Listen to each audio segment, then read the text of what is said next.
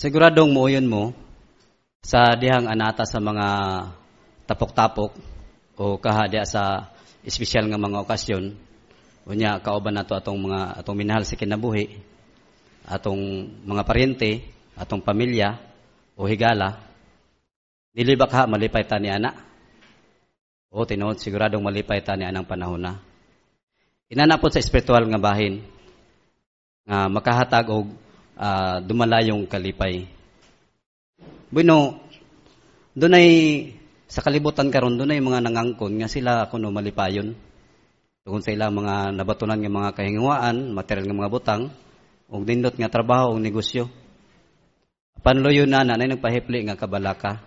Kabalaka nga basin sa isang iglap lang mawala ang ilang mga gipaningkamutan. So nagpasabot na siya nga temporaryo lang ang kalipay nga ilahang nadawat. O nabatunan. Bueno din sa Biblia, doon ay gihisgutan din nga bugtong katawhan nga tinuod nga malipayon. Kinsa man na siya? Kinsa man na sila? Atong basahon diri sa unang Timoteo kapitulo 11, kapitulo 1, versikulo 11. Aniya. Sumala sa mahimayaong balita sa malipayong Dios nga iyang gisalig kanako. Atong masabtan dinhi nga kining dumalayong kalipay mabatunan lamang kini niadtong matinumanong nag-alagad sa malipayong Dios. So kung malipayong Dios ang atong ginaalagaran, so siyempre kita nag-alagad malipayon pud ta. Agi pa matuod ni ana sa sa karaang mga Israelinhon. Diya sa Salmo kapitulo 33 versikulo 12. Salmo kapitulo 33 versikulo 12. Akong basahon. Aniya. Malipayon ang nasud kansang Dios mao si Jehova. Ang katawhan nga iyang gipili ingong iyang katigayunan. Utiaw man na. Bisan gani ang mga Israelino nagmalipayon sila. Ug tungod sa ilang pagkamalipayon, sila gipabilihan ni Jehova. Sila gipili ni Jehova ingong iyang katigayunan. Bisan usab sa mga tinun-an ni Jesus, diya sa Mateo kapitulo 5 versikulo 3, ato sabning basahon. Malipayon gatong mahunaon sa ilang espiritual nga panginahanglan kay ila ang gingharian sa langit. Unsay na experience sa mga tinun-an ni Jesus nining bahina. Ang mga tinun-an ni Jesus nang malipayon kay natagbaw ang ilang espiritual nga panginahanglan. Sa atong panahon usab karon, mikan sa ilang pagsundog sa mga nakita nilang o natun-an nga mga mayong sumbanan sa kanhing mga tinun-an ni Jesus ug usab sa mga Israelinhon.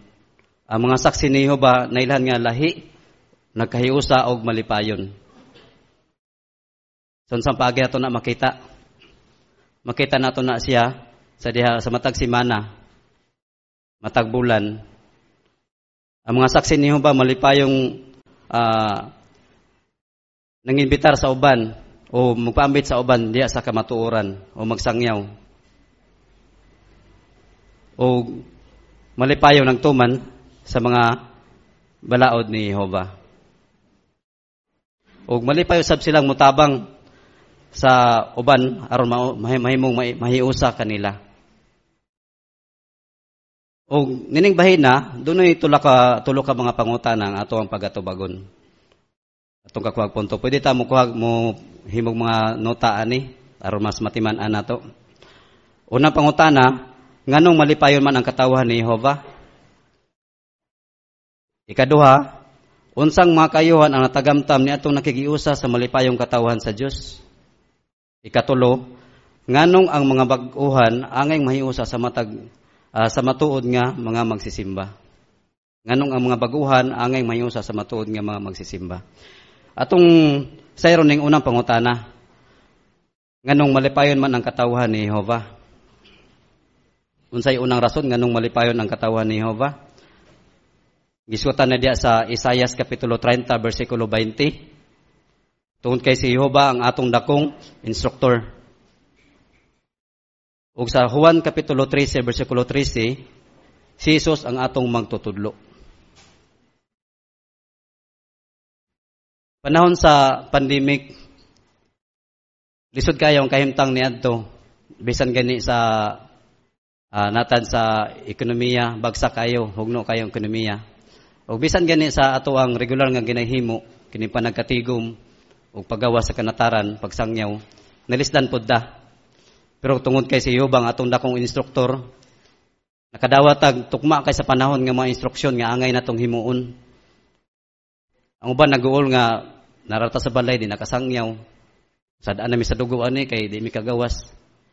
Pero nakadawat tag mga pagiya aron makasangyaw gyapon ta bisan naara sa balay nga dili matakdan sa makamatay nga sakit nga COVID. Ug may labot usab sa kung nakasinati tag mga bugat nga problema. Malipayan kita kay atong magtutudlo si Ginoong Hesus. Nakadawat ang mga pagtudlo sa paagi nato may overcome nato ang bugat nato mga problema. Malahotay nato ang mga lisod kay nga mga pagsulay. Ug labaw ni ana kining giskutan sa Lucas kapitulo 11 bersikulo 28. Siyempre magmalipayon gyud ta kung atong gipadapat ang pulong sa Dios. Useless raman atong mga nabasa nga mga gipagiya kung wala nato gipadapat. So ato puning ipadapat aron magmalipayon ta. Kumbaga, i-apply na to sa tong kagulingon. Pinagis pagpadapat sa kamatuoran sa Biblia, ang mga baguhan na dani sa pagpakikiusa kanato. So, siyempre, katong mga baguhan, may intriga sila, maingon nga, bugat, naglisod man sila, pero malipayon man gihapon. Pero, sa dihang masusi nila, unsay sekreto, sila madani.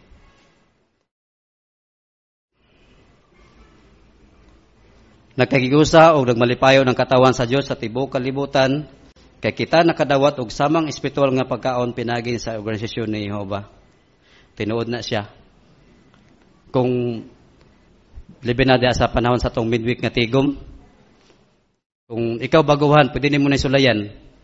Karong Lunes mutambong ka, niya pagkasunod adlaw mutambong ka diri, sa pagkasunod adlaw mutambong na po ka sa laing Kingdom Hall. O kung nasa daing dapit nga na-schedule sa midweek nga panagkatigom. Atong makita din maobserbahan nato nga isara ang programa. Kumingon ka nga, amo, di ko mutambong din kay murag gitira man ko diri. Pero mutambong ka sa laing tigumanan, laing Kingdom Hall, isara ang programa. Kana siya nga pagtulunan, kana siya nga gipahayag din para na sa ato ang tanan, para na sa ato ang kaayuhan. So atong makita din organized gid siya. Nagkahiusa. O kita malipayon kay nagkahiusa ang atong hunahuna o buluhaton bisag lain-lain ang atong kagikan. Tinuod na siya. Bisan lain og grasa, isara ang atuang buluhaton. Sama sa akong saysay ganina, so isara ang programa ang atong ginahimo. So nagkahiusa sa hunahuna. Bisan lain-lain og mga kagikan. Kaya gibago ang ilang kinabuhi, pinagis pagpadapat sa kamatuoran sa Biblia, bisan ang kanhing managkaaway, nakiusa karon ingong bahin sa malipayong katawan sa Dios. Tinuod na siya. Kining dunay lain-laing grasa, katong makita sa hulagway, sa bahin ni Gideon. Siya si Gideon ug si Johnny. Kanang sa walang nga bahin si Johnny. Sa tuo ka si Gideon, kanang puti. Doon na ninot kayo nga experience nila din Ako nang i-share sa inyo mga igsoon, mga bisita. Aniya. Si Gideon, leader sa organisasyon, makagoberno. Sa dihang may bakasyon sila og nangaligo sa dagat og mga taong itom lang ang nagbantay sa dagat. Giingnan niya ang iyang mga kauban nga mupalabi na lang siyang malumos kaysa luwason siya sa mga taong itom sa dagat. Sa ikadawang adlaw sa ilang pangaligo, gianod si Gideon sa sulog palalom. Ug siyang paningkamot nga makalingkawas, mas labing gianon siya sa lawod. Ang sunod niyang nakita mao kining taong itom nga miduol kaniya. Mikumpayot siya niini sa liog ug halos buot na niyang kining hagkan tungod sa kalipay kay hapit na siyang malumos. Pero bisan pag taong itom ang nagluwas niya, wala kini makapabag-o sa iyang tinamdan ngadto kanila. Si Johnny usab buot niyang makita ang komunidad sa South Africa nga dili rasanon og demokrasya. Sa wala pa siya mag 21 anyos, nalangkit na siya sa edukasyon sa politika ug chairman sa kalihukan sa demokrasya sa katawhan. Sa unang higayon, maedukar na unta sa eleksyon ang mga taga South Africa. Nakita niya nga dunay simbahan usab ang mga saksi ni Jehova sa ilang komunidad.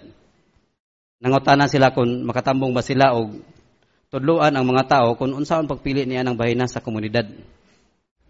O gingan sila nga kini maoy simbahan og dili dapit nga tudluan ang mga tao bahin sa eleksyon. Mao nga katong mas panatiko sa ilang grupo buot nga sunugon ang simbahan sa mga saksi ni Jehova. Usa ka adlaw ni ana, sadyang mibiyahe sila sa ingong usa ka delegasyon og mga taong puti og itom ang naa sa sakyanan og nakita nila ang mga puti nga mga saksi nga nagsangyaw og ang driver nga kailan niya miingon nga naglagot siya niining mga tawhana nga walay igong rason. Maong si Johnny miingon nga to sa maong driver nga kung naglagot siya niining mga taong puti nga nagsangyaw og siya usab mo ay taong puti. Sila mo ay mga maayong tao. Sadyang si Johnny miadto sa laing opisina, nakita niya sa lamesa sa iyang kauban ang librong kahibalo nga motultol sa kinabuhing walay katapusan. Ug iyang nasayranton nganong si Jesus mianhi sa yuta, ilabi na ang pagmantala sa gingharian. Ug kining gingharian mo'y usa ka gobyerno nga wala pa niya madungog sukad. Ug kini nga panggobyerno mo'y tinuod nga mosulbad sa tanang problema sa tanang katawhan. Tungod niini, gaan ang buot ni Johnny sa mga katawhan ni Jehova o gibati niya nga ang tinuod nga gugma. Mao nga misugod na siya sa pagtambong sa mga tigom o wala na mohunong. Si Gideon usab gipailala sa ilang higala ngadto sa mga saksi ni Jehova. Usa ka brother nga iyang nahimamat og nangutana. Nga kun pamatud-an niya diha sa Biblia nga iyang gituohan mao sayop. Unsay imong himuon? Si Gideon mitubag. Nga siya usab magsaksi. Sadyang siya nagtuon sa Biblia, si Gideon miingon nga gibag-o niini ang iyang kinabuhi og siya miingon magsaksi na siya. Sa kinamhon namatikdan niya ang daghang mga taong itom og natingala. Apan sa sige niyang tambong sa mga tigom, iyang nakatunan nga si Jehova dili mapihigon. Si Gideon miingon nga sila ni Johnny giusa bisag lahi-lahi ilang partido sa politika. Sa miagi sila magpinatyanay apan karon may gugma na sila sa usag-usa o gipasaylo ang usag-usa. Si Johnny usab miingon nga wala siya magtuo nga sama kang Gideon nga makagobyerno makauban niya sa pagsimba nga gikan sa kaatbang nga grupo.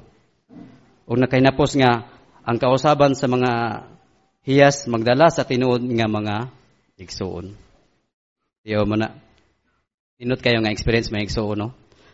Alang sa pa sa dugang detalye niini, pwede mo makabisit sa tuwang website sa jw.org sa mga video, mga experiences. So makita ninyo mga ninot kay nga experience sa mga igsuon nga kanhi managkaaway. Pwede kakuhaan po nato og mayong sumbanan. Og aron mapaposible po na siya mga igsuon ng mga bisita, ninot kayong gihimo sa makugihong mga saksi ni Jehova. Kani nga ang pinulungan sa Biblia, mga literature sa Bible, moabot lang og halos 1,000. Apan karon mabataw na naton ning atuang mga literature sa atuang Bible. Diha nasa kapig 3,000 ka pinulungan. So nagpakita na siya nga ang kasibot sa mga saksi nga gusto gyud ang tanan mga tao makadangat sa kamaturan nga mahingusang makalipay mag-alagad kang Jehova.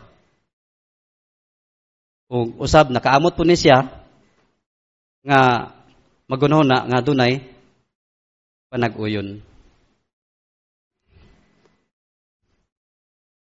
Ug tungod sa tibok kalibotang programa sa pagpanudlo Katong hustong nakiling alang sa kinabuhing walay katapusan, nakabatog ka alam nga miresultag kalipay. Karon atong tubagon ning ikaduhang pangutana. Unsang mga kayuhan nga sa dihang kita makigiusa sa malipayong katawan sa Dios? Ikaw makigiusa sa malipayong katawan sa Dios?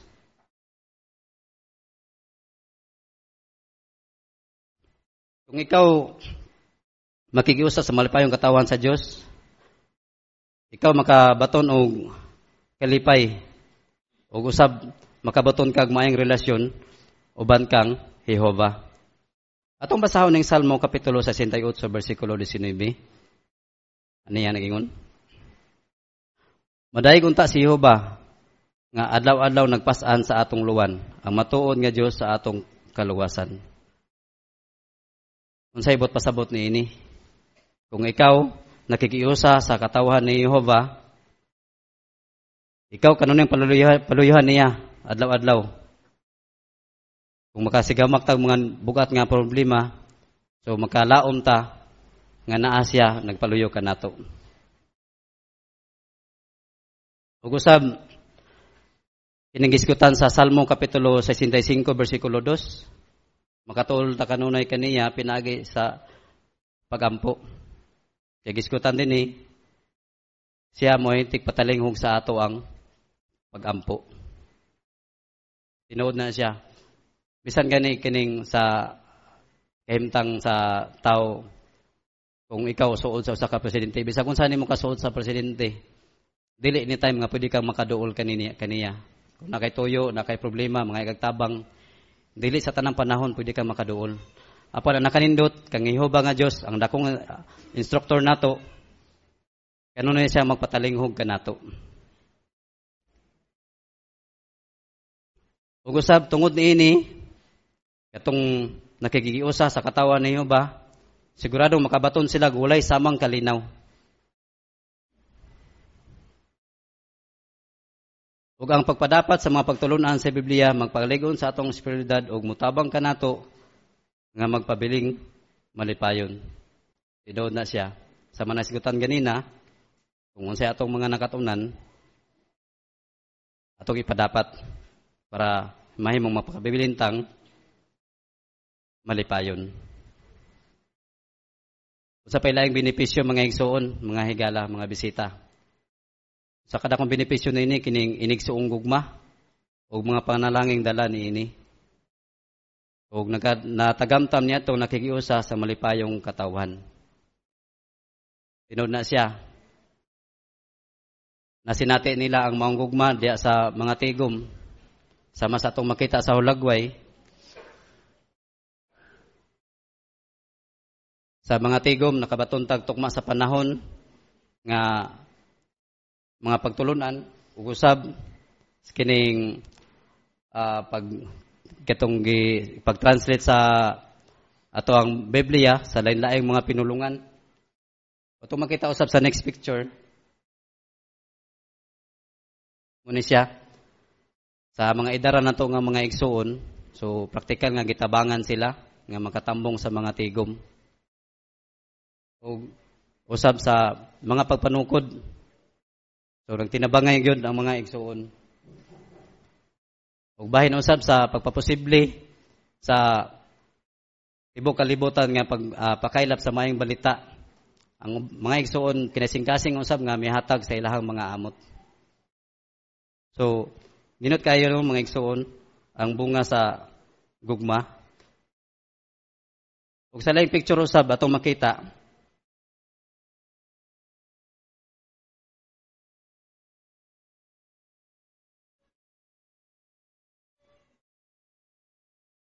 sa diyang nahitabo ang katong gitawag nila og record-breaking nga trahedya o panghitabo sa tibok kalibutan.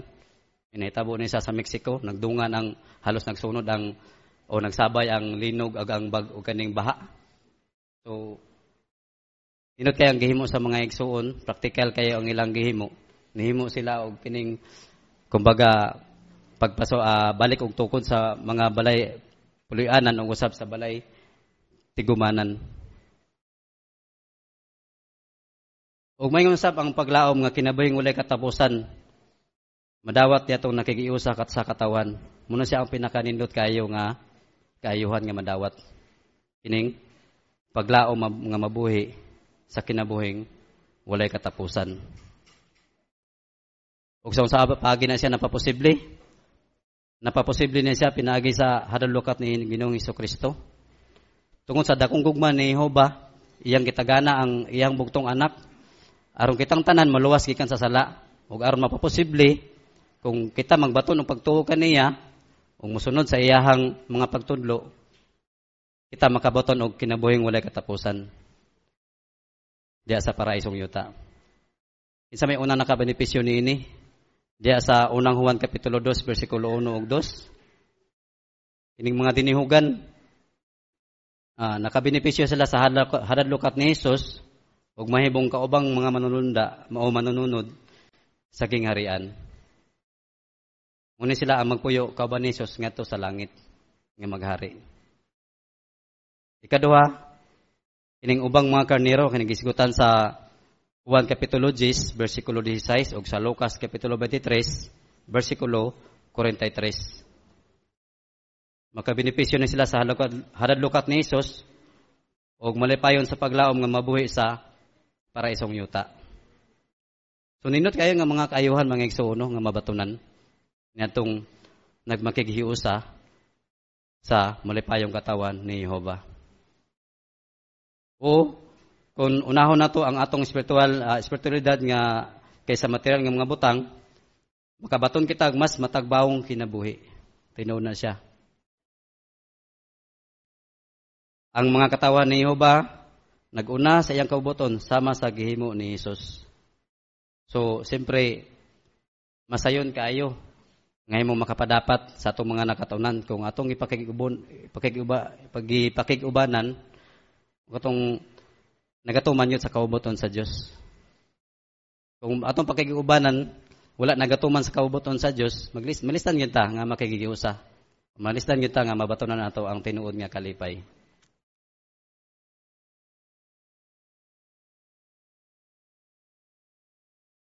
Sama ni Hesus, sila dunay makahuluganong kinabuhi nga nagpasidungog kang Jehova og nagpamatuod sa kamatuoran.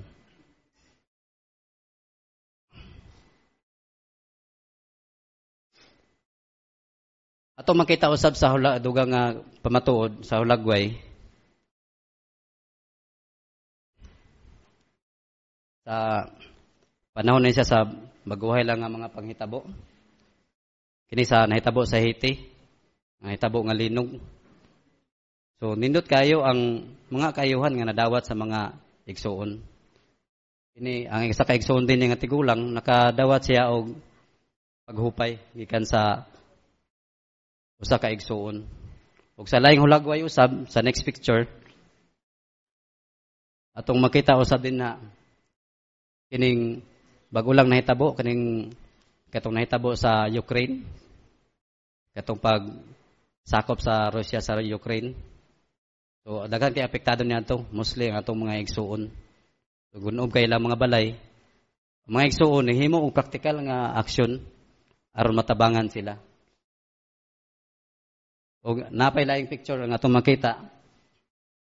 Kini bisan lisod bisag wala nay balay tigumanan sama niini ang mga igsuon nakadawat og espiritual gihapon nga tagana. Tukma sa panahon. Bisan pa to na sila sa mga bunker. Pero gamit kayo kining ato ang online library nato. So bisan tuod nga lisod na pagpa-biyahe sa mga literatures pero tungod kay online na ta. So mas napasayon, mas dali kayo natagan-an ang espiritual nga panginahanglan sa mga igsuon. So munat ang tanan mga kaayuhan mga igsuon o mga higala o mga bisita kung kita makiguban niadtong o makigiusa niadtong malipayong katawan sa Dios. Ikatalong pangutana atong tubagon usab. Kung ngano ang mga nahigugma sa Dios angay makigiusa sa katawhan. Unsa may rason nganong angay makigiusa? Atong tagdo ning sa gisgutan sa Atong source of reference sa Watchtower 1993, May 15, chapter 9 to page 9 to 10, chapter 9 to 10. Ang tagdon kung nganong ang mga nigugma sa Dios angay makighiusa sa iyang katawhan. Ana may giingon dinhi. Tingwa sa Dios nga kita magmalipayon bahin sa mga palaabuton nga gibutang sa atong atubangan. Ingong mga sumusunod sa iyang anak, si Jesucristo. Pagkalipay kamo diha sa paglaom, mingon si Apostol Pablo nga midugang, lahutaya ang kasakitan, padayon kamo sa pagampo. Giskutan din nga lahutaya ang kasakitan. So, ang rason nga nung angay ta makiguban, kung kay mas mapaposible ang atong paglahutay kung atong pagkikipagigubanan, desidido po nga mo lahutay. O nagpadapat sa mga prinsipyo. Sunod, inubanan sa pagampo ang kalipay ni Jehova, magatabang ka nato sa paglahutay sa mga pagsulay o sa mapailubong paghulat sa katumanan sa mga saad sa Dios. Kasamtangan kita adunay daghang katarungan sa pag-alagad kang Jehova. Unsa ang pipila? Ining katungdanan og pribilehiyo. Ingong soberano sa universo, si Jehova takos og nagapangayo og bugos nga debosyon. Giguskutan kini diya sa Exodo kapitulo 20, bersikulo 4 ug 5. Siya nangayo kanato og eksklusibong debosyon. Sa libot pasabot ani, dili ta pwede mo simba sa laing Dios, dili ta mo simba sa mohimog pagsimba sa laing sekta o laing matang sa pagsimba. Klarong gisgutan diri sa Exodo nga siya nangayo kanato og eksklusibong debosyon. Busa, ang matag Kristohanon adunay samang sukod sa obligasyon sa Dios bisag ang dakong kasakitan magsugod na ugma. Sunod tuig o sa ulahi. Siya obligado sa pag-alagad kang Jehova nga dili mahakugon tungod sa paghigugma sa Dios uban sa iyang bugos kasing-kasing kalag hunahuna o kusog. Ang bautismadong mga saksi ni Jehova moalagad kaniya sa pagkamatinud-anon tungod kay sila kinaubotong midawat sa obligasyon sa pagtuman sa iyang kabubuton. Ug usab ma-appreciate po nato ang mga tabang ni Jehova, ang mga tagana niya. So ang atong pagkamapasalamaton alang sa gugma sa Dios ug pagtagana sa haladlukat sa iyang anak, angay usab mo palihok kanato sa pag-alagad kang Jehova. So kung dili nato naihimuon, so wala ta nagpasalamat. Wala nato gi-appreciate ang mga paningkamot ni Jehova. Ang apresyasyon alang sa espiritual nga ug material nga mga tagana ni Jehova, naghatag kanato og dugang katarungan sa pag-alagad kaniya nga matinumanon. O ang pagkapasalamaton alang sa hinatag sa Dios nga kagawasan gikan sa bakak nga reliyon, mao ilaing katarungan sa pag-alagad kang Jehova nga matinumanon. Tinuod kani naata sa kangit-ngit. Apan karon tungod kay natabangan ta naata sa kahayag. Nahayagan ta ikan sa mangit-ngit nga bakak nga mga pagtulunan sa kalibutan. So niya ang pagiya, mapakita nato sa matag adlaw ang atong apresyasyon sa dakong tabang ni Jehova pinagi kang Ginoong Hesus. Muna siya ang mga rason kung nganong ang mga nahigugma sa Dios angay makikiusa sa iyang katawan. Unang, karon na ang panahon nga makikiusa sa malipayong katawan. Gitagna ni Zacarias sa Zacarias kapitulo 8 bersikulo 23 nga ang mga tao muduyog sa diyungang mga Kristohanon, espiritual nga mga Hudiyo. Tinuod na siya. Daghan kayo ang mga tao karon nga interesado buot makadangat sa kamatuoran. Ug kamo, kung ikaw isa ka interesado, kami mga saksi ni Jehova, malipay mi nga mutabang kaninyo sa libreng pagtuon sa Biblia. Kung atong himuon na siya, kung sa mga benepisyo nga imong madawat, ingong usa sa minilyon karon nga naiusa sa pag-alagad kang Jehova, Daghang panalangin ang nagpaabot kanimo.